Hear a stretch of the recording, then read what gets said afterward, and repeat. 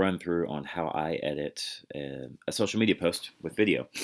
And I don't have captions today, unfortunately, because I had some issues, but I will show you how to do that as well. But first things first, I always like to look for some sort of music to put underneath my videos.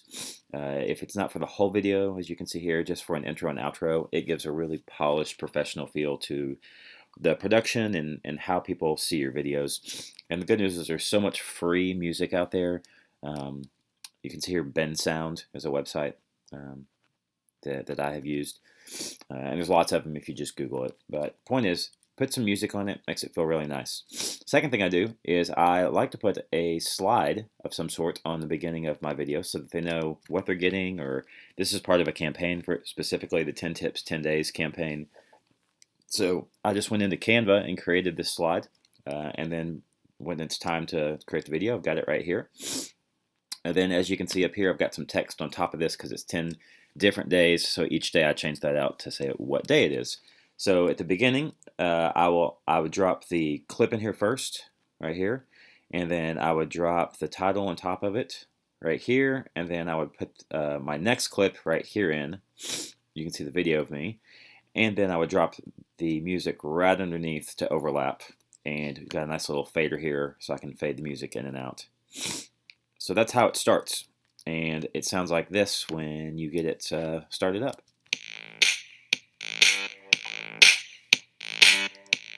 Hey there guys, it's day 7 and I'm excited about this.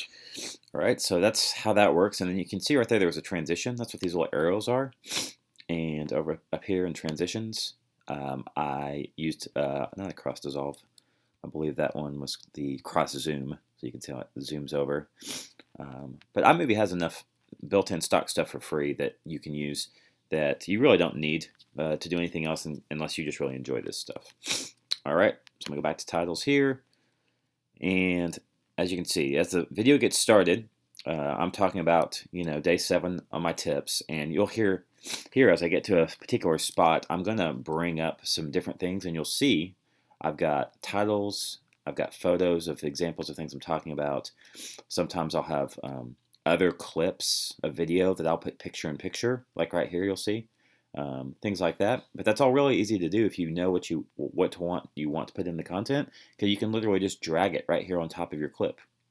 So they make it real easy. So I'll show you a spot here. Progress is doing. That's day 7 here. We're talking about measuring your progress. There's a huge difference in the way people measure things.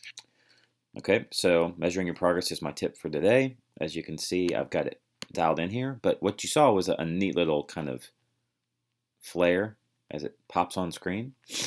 So lens flare right here is what I used. And all you have to do is hit your clip and then just double click on lens flare and it'll pop it right in here, and you just type in what you want it to say. So that makes it super easy as well. And then you'll also see coming up next here, I have an example. Okay, so I learned in the 4 disciplines of execution that the things that most people measure, particularly in sales and marketing and,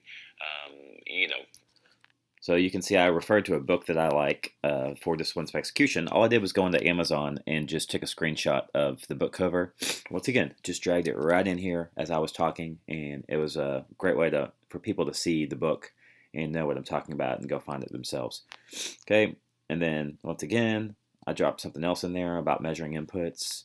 And then at the end, I'm going to use that same video clip, and I'm going to fade it in right here, right? I'm not just going to drop the music right on top of you. I'm going to fade it in. As I'm finishing, you'll hear the music start up. Once again, I'll have a transition right here. I used a different one than what was up front. I forget which one it was, but it's over in this transitions area. Dropped in that clip again, and you can see how that ends out. What comes out, and we'll talk to you tomorrow in day 8. Okay, so you can see the zoom thing that this slide is doing, and that's just called the Ken Burns effect. Many of you probably know who he is, but all you have to do to get that effect, a lot of times you have to take it off because it defaults to that when you just put pictures in. You'll click on the clip that you want. You'll click on this little crop looking, how you crop a picture. You click on that, and you see how it says Ken Burns, right? So you can actually adjust it to tell it where to start and to end. But you can either just fit it on there, so it just sits there like a still a photo. But I like the motion on the beginning and end, so it gets people's attention. So you hit Ken Burns, and that's what causes that zooming type effect that you see of the. All right, that's it. That is a simple social media video clip with just a few elements added, and as you can see, it makes a huge difference in the production value when you have music and you have clips and you have motion and titles and that sort of thing. That just makes all the difference in making your videos look like they're worth watching versus someone who's just got a camera, a phone camera sticking to their face, which is fine, but you can see it doesn't take that much work to make it look a whole lot better. All right, thanks. Hope this helps.